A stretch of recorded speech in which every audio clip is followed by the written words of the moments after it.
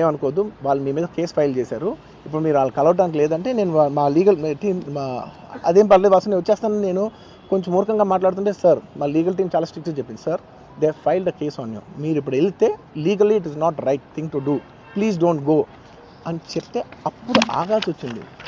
Sir నాకు ఒక్కటే విషయం చెప్తా సార్, ఎవరో వైజాగ్లో చనిపోతేనో లేకపోతే చనిపోతున్నారంటేనో, లేదంటే విజయవాడలో చనిపోతున్నారంటే ఒక పెద్ద ఆవిడ అంటేనో, లేదంటే చిరంజీవి గారి ఫ్యాన్స్ మన నూర్బాయ్ లాంటి వాళ్ళు, లేదంటే కళ్యాణ్ గారి ఫ్యాన్స్ మన ఎవరో అంటేనే వాళ్ళందరికీ నేను వెళ్ళి పర్సనల్గా సార్ ఇక్కడి నుంచి విజయవాడ వెళ్ళాను సార్ ఎవరినో కలవటానికి, ఒక లేడీని, ఒక వైజాగ్ వెళ్ళాను ఇక్కడి నుంచి ఎక్కడో ఉప్పలు ఉంటే ఎక్కడో దాటి ఉంటే ఎక్కడికో వెళ్ళాను. అలాంటిది నా ఓన్ ఫ్యాన్స్, నాకు నా ఫ్యాన్స్ అంటే ఎంత ఇష్టం మీ అందరికీ తెలుసు. అలాంటి నా ఓన్ ఫ్యాన్స్ నా ఓన్ థియేటర్లో నేను ఉన్న ప్రెమిసెస్లో అలా జరిగిందంటే నేను వెళ్ళి కలవనాలని, వాళ్ళు కలవాలి నాకు ఉండదా?